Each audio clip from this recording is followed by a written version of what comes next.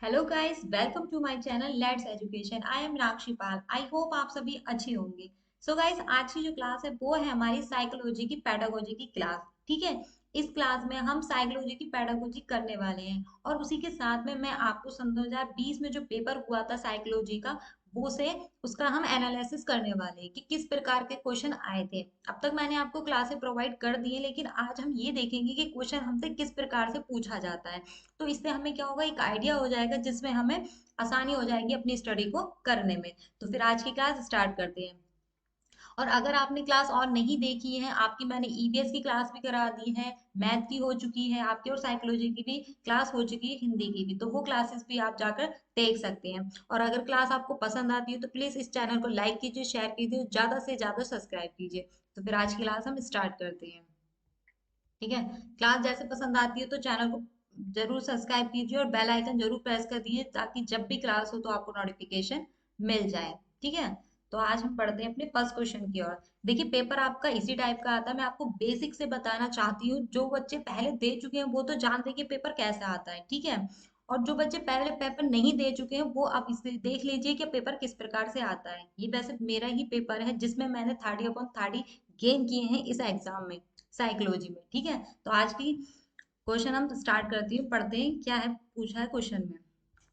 तो देखो, first question हमसे ये पूछा गया था कि विविध पृष्ठभूमि के अधिगमकर्ताओं को संबोधित करने हेतु एक अध्यापक को।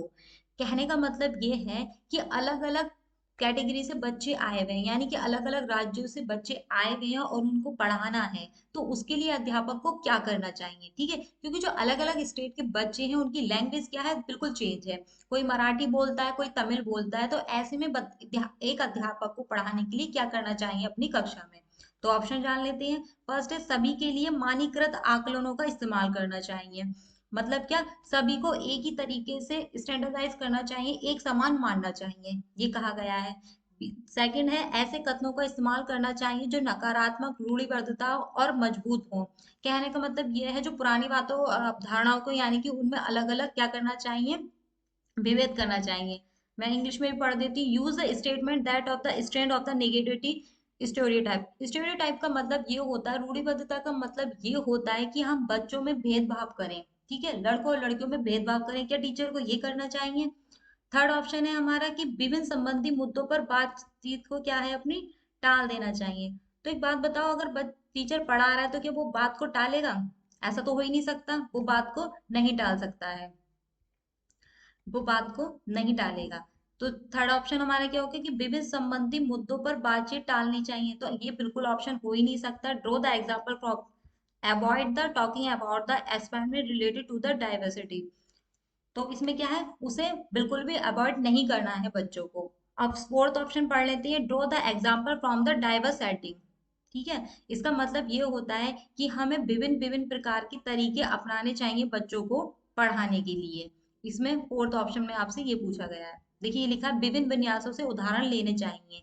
मतलब कि अलग अलग तरीके से बच्चों को सिखाने की कोशिश करनी है कि जिस तरीके से वे बच्चों को समझ में आ जाए। अब अलग अलग लैंग्वेज है तो ये वैसे टीचर के लिए भी एक टिपिकल वर्क हो सकता है, लेकिन क्या है, हम उदाहरण के तरीके से बच्चों को सिखा सकते हैं। कुछ को बोलकर सिखाएंगे तो कुछ को इशारों से सिखा सकते हैं, उनकी लैंग्वेज के रिकॉर्डिंग। तो हमारा सबसे बेस्ट ऑप्शन क्या हो जाएगा, इसमें हमारा फोर्थ हो जाएगा। आपको चारों क्वेश्चंस पढ़ने हैं और तब उसके अनुसार ही क्या है, टिक लगाना है। इसी तरीके से आपका क्वेश्चन पेपर आता है, जैसा ये पेपर आपके सामने रखा गया, और इसी तरीके से क्वेश्चंस सारे ऑप्शंस होते हैं। हमें चारों ऑप्शंस पढ़ने हैं और चारों में जब जो सबसे बेस्ट ऑप्शन होगा उसे अपनी चूज करना है। ठीक है। बस आपको इसकी लैंग्वेज समझनी कि क्वेश्चन हमसे क्या पूछ रहा है। अगर आपको क्वेश्चन पढ़ना आ गया अच्छे से तो पेपर हम आसानी से क्या है, कर लेते हैं। ठीक है। अब बढ़ते हैं अपने नेक्स्ट क्वेश्चन की ओर। तो नेक्स्ट क्वेश्चन में क्या पूछा गया है उसे पढ़ लेते हैं।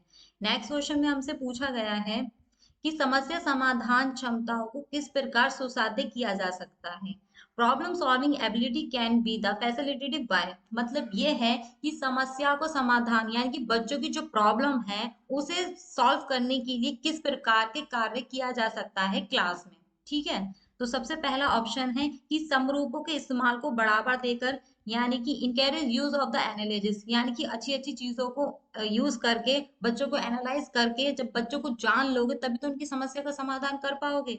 जब टीचर को यही नहीं पता होगा कि हमारे बच्चे की नीड क्या है क्लास में, तो वो उसे नहीं पढ़ा सकता। ठीक है, आप तो उसे पढ़ाने जा रहे हो, मतलब कि डिवाइड के सवाल उसको आते नहीं है, टेबल भी, तो क्या वो पढ़ पाएगा? बिल्कुल नहीं। सेकंड ऑप्शन है कि विद्यार्थियों में डर की भावना पैदा करके, मतलब डंडे के जोर पे उन्हें पढ़ा दो, उन्हें डरा दो कि बेटा आपको पढ़ना है तो पढ़ना है, चाहे मार के बल से पढ़ा दो, क्या वो पढ़ पाएगा? बिल्कुल नहीं होगा। थर्ड है कि लगातार अभ्यास और क्रियान्वयन पर देकर, यानी कि pausing the drill and the practice, मतलब उसको क्या है, अभ्यास कराते रहो, पढ़ाओ वढ़ाओ कुछ मत, उसे अभ्यास कराते रहो तो वो पढ़ जाएगा। फोर्थ ऑप्शन है कि समस्याओं के हल हेतु अटल प्रक्रिया के इस्तेमाल को बढ़ावा देकर, यानी कि encourage the fix process of the solving of the problem, यानी कि एक ही तरीका अपनाना है सभी बच्चों के लिए। मतलब बच्चा को किसी चीज में प्रॉब्लम है, किसी को किसी चीज में प्रॉब्लम है, लेकिन तरीका सबका एक ही होना चाहिए, तो ये तो बिल्कुल हो ही नहीं सकता। तो इसका राइट ऑप्शन क्या हो सकता है, आप लोग बताइए। इसमें जो बेस्ट ऑप्शन है वो है हमारा ए। एक क्यों है मैं बता देती हूँ। समरूपों के इस्तेमाल को बढ़ावा देने का मतलब ये है कि हम बच्चों को एनालाइज करेंगे कि उनकी कमी क्या है, तब हम क्या करेंगे, उन पे कार्य कर सकते हैं। ठीक है, उनके लिए। तो हमारा बेस्ट ऑप्शन क्या है आपका, फर्स्ट है। अगर क्लास पसंद आ रही हो तो इसे प्लीज ज्यादा से ज्यादा लाइक कीजिए और ज्यादा से ज्यादा शेयर कीजिए, ताकि बच्चे अच्छे से पढ़ सकें। तो बढ़ते हैं अपने अब नेक्स्ट क्वेश्चन में। इस पेपर को रखने का मेरा सिर्फ एक ही मोटिव था कि आपको ये पता चल जाए कि पेपर आपका किस प्रकार से आता है। ठीक है, और सही बताऊं, सी टेट का एग्जाम इतना बेस्ट एग्जाम है कि आपको कोई भी कोर्स बाय करने की जरूरत नहीं है। अगर आप मन से और डेली से क्लासेस लेते हो तो ये एग्जाम आपका बहुत ही ज्यादा क्लियर हो सकता है, बहुत अच्छे मार्क्सों से। ठीक है, सिर्फ आपको पेडागोजी पे ज्यादा से ज्यादा फोकस देना और इसकी लैंग्वेज को समझना है कि हमसे क्वेश्चन पूछा किया जा रहा है। तो नेक्स्ट क्वेश्चन है हमारा थर्ड। इसमें कहा गया है कि अधिगम कठिनाइयों से जूझते छात्रों की जरूरतों को संबोधित करने के लिए एक अध्यापक को क्या नहीं करना चाहिए। देखो, ये नहीं वाले जो क्वेश्चन होते हैं ना, बहुत ज्यादा टिपिकल कर देते हैं, तो इसे ध्यान से पढ़ना कि इसमें नहीं पूछा है। ठीक है, क्या नहीं करना चाहिए, करना है चाहिए वो नहीं पूछा, क्या नहीं करना चाहिए ये पूछा है।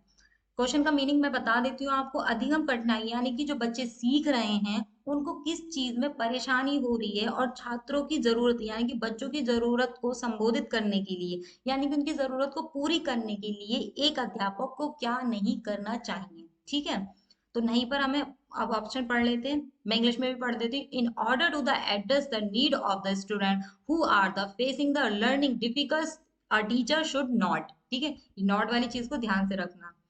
फर्स्ट है व्यक्तिगत शैक्षिक योजना, यानी कि व्यक्तिगत यानी कि सबके लिए अलग अलग तरीका अपनाना चाहिए। अब बच्चे परेशान हैं, ठीक है, किसी क्वेश्चन को मान लो उनके समझ में नहीं आ रहा, मैथ का कोई क्वेश्चन है, तो क्या करेंगे, हम अलग अलग बच्चों के लिए अलग अलग तरीका ढूंढेंगे, क्योंकि देखो बच्चों का जो विकास होता है वो अलग अलग तरीके से होता है। कुछ लोगों को जल्दी समझ में आ जाता है, कुछ लोगों को देर से समझ में आता है। तो हमें क्या करना है, बच्चों के रिकॉर्डिंग ही पढ़ाना होगा, तब उनको समझ में आ पाएगा। जैसे लिखा, do the individual educational planning, यानी कि सबके लिए अलग अलग प्लानिंग बनानी चाहिए। बी है शिक्षा सार्थ और आकलन की जटिल संरचनाओं का प्रयोग, मतलब जो शिक्षा शास्त्र यानी कि जो एक तरीका अपनाया गया है उस पर जटिल संरचनाओं पर उस पर ज्यादा जोर देना चाहिए। Practice rigid the structure for the pedagogy and the assessment, यानी कि असेसमेंट करेंगे बच्चों का, फिर उस पर प्रैक्टिस कराएंगे। फिर प्रैक्टिस क्यों कराएंगे, एक तो उनके खुद ही समझ में नहीं आ रहा, वो खुद परेशान है, तो प्रैक्टिस करा के क्या होगा। थर्ड है हमारा दृश्य श्रव्य सामग्रियों का इस्तेमाल, यानी कि use of the multiple audio और वीडियो एड्स, यानी कि दृश्य श्रव्य सामग्री वो होती है जिसमें हम बच्चों को दिखा भी सकते हैं, सुना भी सकते हैं, तो वो बच्चा क्या कर लेता है, आराम से अच्छे से सीख लेता है। फोर्थ ऑप्शन है हमारा संरचनात्मक शिक्षा सारथी उपागमों का इस्तेमाल, यानी कि use of the constructive pedagogy approach, यानी कि हमें एक ऐसे स्ट्रक्चर तैयार करना चाहिए पेडागोजी का जिसमें सारे बच्चों को अच्छी तरीके से समझ में आ जाए। तो आप बताइए इसमें हमारा बेस्ट ऑप्शन क्या होना चाहिए। इसमें जो बेस्ट ऑप्शन है वो है आपका फोर्थ ऑप्शन। इसमें कहा गया use a constructive pedagogical approach, यानी कि बच्चों की संरचनात्मक का मतलब होता अलग अलग वे में अच्छी तरीके से क्रिएटिविटी करना। तब उनको क्या होगा, तब वो आराम से, जब हम किसी सब्जेक्ट को इंटरेस्टिंग बना देंगे तो बच्चा क्या करेगा, सीखेगा। अब कोई सब्जेक्ट है मैथ का, सबको बोरिंग लगती है, छोटे बच्चों तक को वो बोरिंग लगती है, लेकिन हम क्या करेंगे, उन्हें खेल खेल में सिखा देंगे। ठीक है, कहेंगे 4 की टीम बन गई है, आप इधर से पहाड़े बोलोगे, वो आपका आंसर देंगे, तो क्या होगा, इंटरेस्ट हो जाएगा। तो बच्चों को क्या करना, इंटरेस्ट जगा के पढ़ाई करना, तो क्या है, उनकी जो सीखने की कठिनाई है वो क्या हो जाएगी, दूर हो जाएगी। ठीक है, तो ये था इसका राइट आंसर। सॉरी, इसमें पूछा था कि नहीं करना चाहिए, सॉरी सॉरी, इसमें आपका फोर्थ ऑप्शन नहीं होगा, आपको इसमें फर्स्ट ऑप्शन होना चाहिए, क्योंकि इसमें the do the individual education पूछा था। सॉरी, ये आपका आंसर नहीं होगा, आपका आंसर फर्स्ट वाला होगा, क्योंकि ये तो करना होना चाहिए ना, तो ये तो हम इस्तेमाल करेंगे अप्रोच, ठीक है, और उसमें नहीं करेंगे। अब बढ़ते हैं अपने नेक्स्ट क्वेश्चन की ओर। नेक्स्ट क्वेश्चन है हमारा फोर्थ। अब फोर्थ में देखते हैं हमसे क्या कहा गया है। फोर्थ में पूछा गया है कि संरचनात्मक सॉरी सृजनात्मकता की पहचान का प्रमुख लक्षण क्या है, यानी कि dash dash is the primary identify the feature of the creativity. Creativity का मतलब ये होता है जो बच्चा बहुत ज्यादा एक्टिव होता है, उसे ये काम भी बहुत पसंद होता है, यानी कि आपने देखा होगा कुछ बच्चों को आर्ट बहुत पसंद होती है, तो उसी की रिकॉर्डिंग ही क्वेश्चन रखा गया है। तो उसमें क्या पहचान होती है कि बच्चा बहुत ज्यादा एक्टिव है, क्रिएटिविटी है, नई नई चीजें करने के लिए आतुर है। तो इसमें हमारे 4 ऑप्शंस रखे गए हैं, हम एक एक करके इसको पढ़ लेते हैं। फर्स्ट है हमारा अति सक्रियता, यानी कि हाइपर एक्टिविटी होनी चाहिए उसके अंदर, मतलब बहुत ही ज्यादा वो क्या है, सक्रिय है, बहुत ही ज्यादा क्रिया करने वाला है। बी है असतर्कता, यानी कि इंटरनेटिव, यानी कि उसके अंदर कोई भी सावधानी ना हो, ऐसा होना चाहिए क्रिएटिविटी बच्चा जो होता है। थर्ड है कि कम परिज्ञानता और बोधगम्यता, लो कॉम्प्रिहेंशन, यानी कि उसमें जो ज्ञान है वो कम होना चाहिए। देखो अगर क्रिएटिविटी है उसके अंदर तो कम ज्ञान तो हो ही नहीं सकता, क्योंकि वो हर तरीके से अपने आप को क्या करता है, एक्सप्लोर करता रहता है। फोर्थ है अपसारी चिंतन, अपसारी चिंतन को बोलते हैं डाइवर्स थिंकिंग। अपसारी का मीनिंग होता है अलग अलग रास्तों में सोचने वाला बच्चा, ठीक है, क्योंकि वो हल कहीं ना कहीं से निकाल ही लेगा। तो हमारा जो राइट आंसर है वो है हमारा फोर्थ, क्योंकि हमसे पूछा ही यही है, इन्होंने पूछा क्रिएटिविटी जो फीचर्स होते हैं वो बच्चों में क्या पहचान है उसकी, तो क्या है उसके अंदर डाइवर्जेटिव थिंकिंग पाई जाती है। तो बढ़ते हैं अपने अब नेक्स्ट क्वेश्चन की ओर। वैसे ही जो क्वेश्चन है आपके 30 में, इस क्लास में आपको हाफ ही क्वेश्चन कराऊंगी, हाफ मैं नेक्स्ट क्लास में कराऊंगी, क्योंकि क्लास बहुत ही ज्यादा लेंथी हो जाएगी, इसलिए मैं आपको 15 क्वेश्चन अब करा दूंगी, 15 क्वेश्चन मैं नेक्स्ट क्लास में कराऊंगी। लेकिन इन क्वेश्चंस को करने के बाद, को एनालिसिस करने के बाद में आपको पता चल जाएगा कि हमारा क्वेश्चन का जो पैटर्न है वो किस तरीके से आता है। और लैंग्वेज भी आपको इसकी सीखनी है, सबसे मेन पॉइंट है पैडागोजी में लैंग्वेज समझना। अगर आपने क्वेश्चन की लैंग्वेज समझ ली कि क्वेश्चन हमसे क्या पूछ रहा है, तो आप आंसर तो हैंड टू हैंड एकदम ही आ ही जाता है। ठीक है, क्वेश्चन पढ़ लेते हैं। हमारा 5 है, निम्न में से अध्यापन अधिगम का सबसे प्रभावशाली माध्यम कौन सा है। निम्न में से अध्यापन अधिगम, अध्यापन अधिगम का मतलब यह है किसी चीज को पढ़ाना, यानी कि विच of the following is the most effective mode of the teaching learning, यानी कि बच्चों को सबसे अच्छा तरीका कौन सा हो सकता है इसमें सिखाने के लिए क्लास में। ठीक है, तो फर्स्ट ऑप्शन दिया है कि बिना विश्लेषण के अवलोकन करना, एब्जर्वेशन विदाउट द एनालिसिस, मतलब बच्चे को हमने एनालिसिस नहीं किया कि उसके अंदर क्या कमी है, वो क्या सीखना चाहता है और किस बात में उसकी कमी को हमें फुल करना है, तो हम बिना ही अवलोकन करे उसे पढ़ा दे, तो क्या वो बेस्ट मेथड होगा पढ़ाने का। बी है अनुकरण और नकल को दोहराना, यानी कि उन्हें रिपीटेशन कराते रहे, ये लिखा है ना, इमिटेशन एंड रिपीटेशन, यानी कि उनसे कहो बच्चों हम बोल रहे हैं हमारे पीछे पीछे बोलते रहो, हम जैसा कर रहे हैं वैसी वैसी नकल कर लो, तो क्या ये बेस्ट मेथड होगा बच्चों को पढ़ाने का। थर्ड ऑप्शन पढ़ लेते हैं, विषय वस्तु को यंत्रवत याद कराना, मतलब बस पढ़ा दें, याद कर लो बेटा, एक चैप्टर पढ़ाया आपने और आपने बोल दिया बेटा आपको ये याद करना है, तो क्या ये तरीका होना चाहिए पढ़ाने का, बिल्कुल नहीं। सिर्फ रटने से या पढ़ने से किसी बच्चे को ज्ञान मिला है आज तक। फोर्थ ऑप्शन है संकल्पनाओं के बीच में संबंध खोजना, और इसे पढ़ लेते हैं, exploration of the relationship between the concept. तो ये क्या है, यानी कि अगर जो चैप्टर हमने पढ़ाया है अगर उसको हम उसकी जीवन लाइफ से जोड़ देते हैं तो वो क्या करेगा, उसमें संबंध बता देते हैं, तो वो अच्छे से सीख पाता है। ठीक है, मान लो आपको कुछ घटाना जोड़ना का सवाल सिखाना है, तो आप क्या करोगे, आप बोल दोगे बेटा आप अपने घर पे अगर कोई सामान आपसे मंगाया जाता है, आपसे कहा गया है कि 20 रुपए का सामान है और आपको 50 रुपए दे दिए, तो आप कितने वापस करके लाओगे, तो वो माइनस करके आसानी से बता देगा। ठीक है, तो ये क्या होता है, हम बच्चे को उसकी निजी लाइफ से जोड़कर, बाहरी दुनिया से जोड़कर जब सिखाते हैं तो वो बहुत अच्छी तरीके से सीख जाता है। तो इसका जो राइट आंसर होगा वो होगा हमारा फोर्थ, क्योंकि सबसे बेस्ट ऑप्शन ही हमारे लिए यही है। ठीक है, अब बढ़ते हैं अपने नेक्स्ट क्वेश्चन की ओर। क्लास पसंद आ रही हो तो प्लीज ज्यादा से ज्यादा इसको शेयर कीजिए, ताकि सबकी मदद हो सके। अब पढ़ लेते 6 क्वेश्चन। इसमें कहा गया है कि एक अध्यापक को दिए गए किसी क्रियाकलाप में छात्रों के विभिन्न त्रुटियों का विश्लेषण करना चाहिए क्योंकि। कहने का मतलब ये, जो एक टीचर है, हमने उसके बारे में बायोडाटा आपको दे दिया गया है कि एक बच्चा इतनी प्रॉब्लम में है, मतलब उसकी इतनी गलतियां होती हैं, तो विभिन्न त्रुटियों का विश्लेषण करना चाहिए। तो जो उसकी गलतियों का हमें क्या करना चाहिए, विश्लेषण करना चाहिए क्योंकि। मतलब कहने का मतलब ये है, एक टीचर है, वो अपने स्टूडेंट की सारी गलतियों को क्या करेगा, विश्लेषण करेगा, देखेगा कि उसने क्या कमी कर दी है पढ़ाई में। तो क्यों करना चाहिए, ये हमसे क्वेश्चन में पूछा गया है। A teacher should the analysis the virus errors made by the student on the given task of the because। ठीक है, तो हमारे सामने ऑप्शन है कि इसके आधार पर वह ज्यादा त्रुटि करने वाले छात्रों को दूसरे छात्रों से अलग कर सकता है। यानी कि टीचर का विश्लेषण करने का मतलब ये होगा कि वो एक दूसरे बच्चों में क्या करेगा, कंपटीशन करेगा, ये होना चाहिए। She can the student those who the made more the errors in the comparison to the others। देखो, किसी भी बच्चे को कंपैरिजन करके नहीं पढ़ाया जाता। इससे क्या होता है, बच्चे के मन में उन टीचर्स के प्रति भी और अपने प्रति क्या हो जाता है, एक अलग सी फेस बन जाता है। कहने का मतलब ये, अगर हम बच्चों को कंपैरिजन करते हैं तो वो इंसल्ट फील करते हैं। तो ऐसा किसी भी टीचर को नहीं करना चाहिए। अगर मान लो कोई टेस्ट आपने लिया बच्चे का, उस एक बच्चे के मार्क्स अच्छे हैं और दूसरे मार्क्स कम है, तो हमें उन पे क्या कंपटीशन नहीं करना कि देखो उसके अच्छे आए हैं। ऐसा बिल्कुल नहीं करना होता है, ये विश्लेषण का कार्य नहीं हो सकता।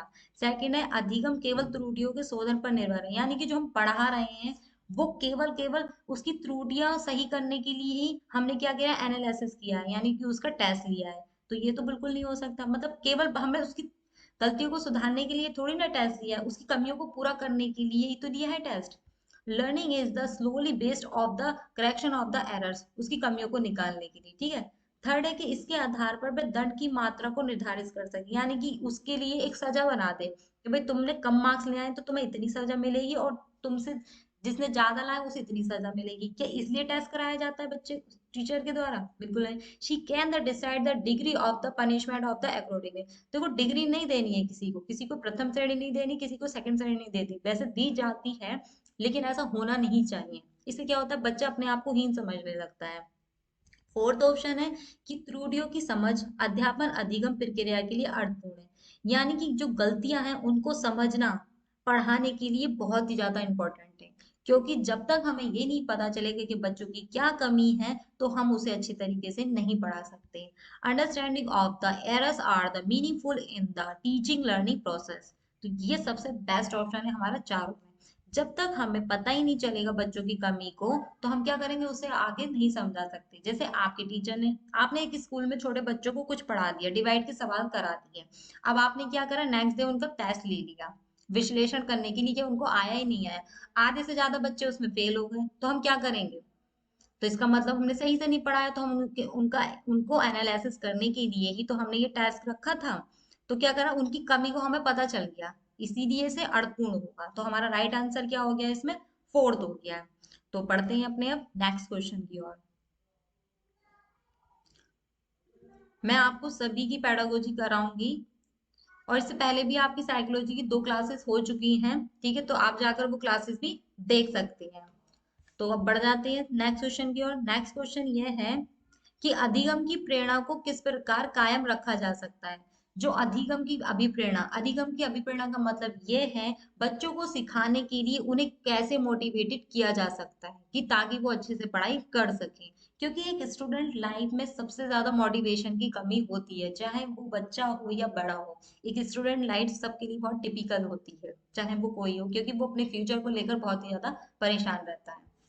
तो ये क्या है, motivation to learn can be the situated by, यानी कि हमें कैसे उसे मोटिवेट यानी कि अभिप्रेरित करना है।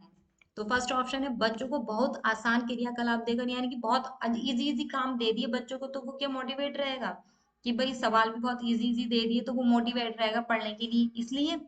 या बी है, यंत्रवत याद करने पर जोर देने के लिए, यानी कि बस उन्हें याद करा दो, लेसन पढ़ाया याद करा दो, इसलिए वो मोटिवेट रहेगा। थर्ड है कि बच्चे को दंड देकर, देखो दंड देकर तो आज तक कोई मोटिवेट हुआ ही नहीं है।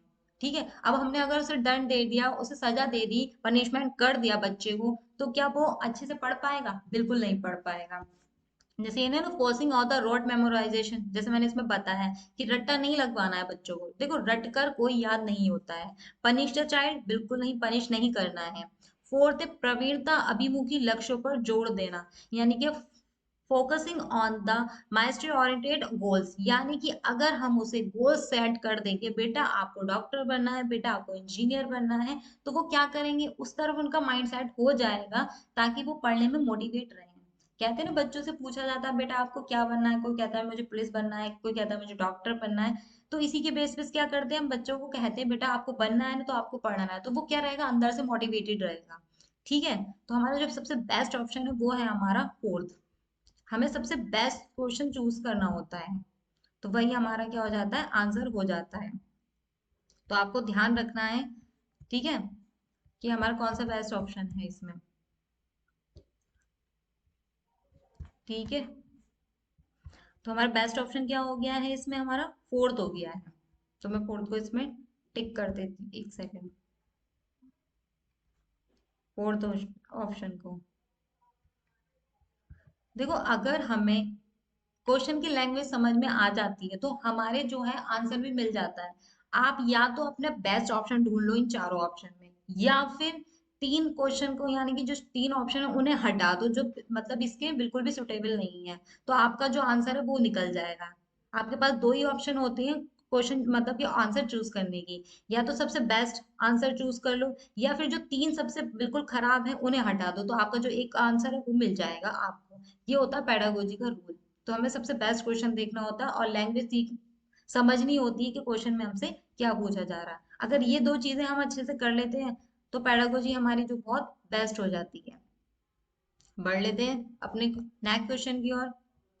नेक्स्ट क्वेश्चन है कि शर्मिंदगी यानी कि शेम क्या होती है। बच्चों को अधिगम हेतु अभिप्रेरित करने के लिए बहुत प्रभावशाली होती है, यानी कि बच्चों को सिखाने के लिए और उन्हें आगे प्रेरणा देने के लिए बहुत ज्यादा इफेक्टेड होती है बच्चों को, कि उनके अंदर शर्म होनी चाहिए, ये होना चाहिए आंसर।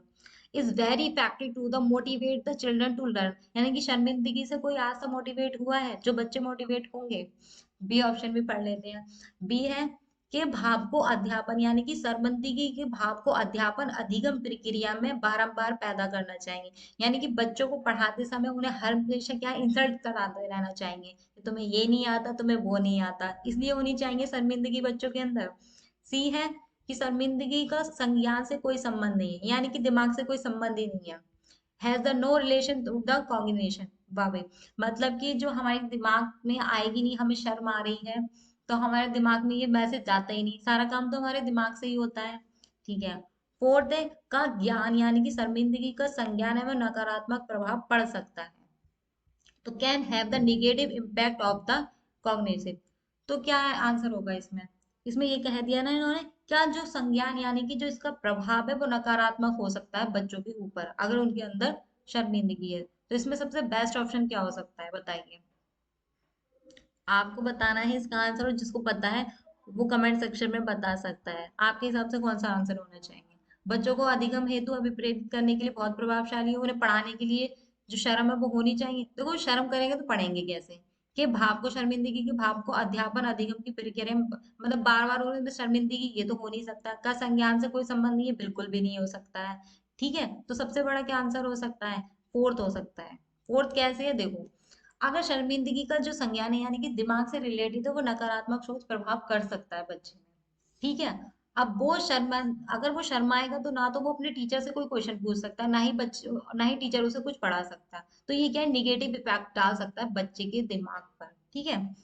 अब बढ़ते हैं अपने नेक्स्ट क्वेश्चन की ओर।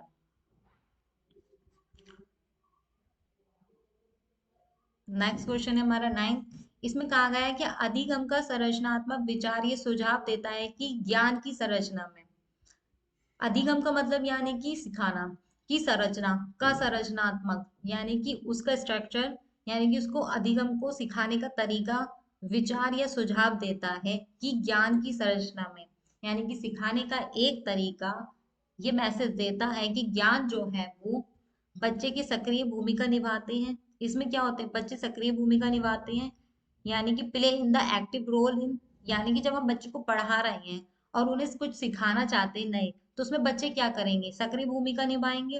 बिल्कुल आंसर सही है इसमें ये तो। सेकंड है कि बच्चे पूर्ण रूप से पाठ्य पुस्तकों पर निर्भर रहते हैं।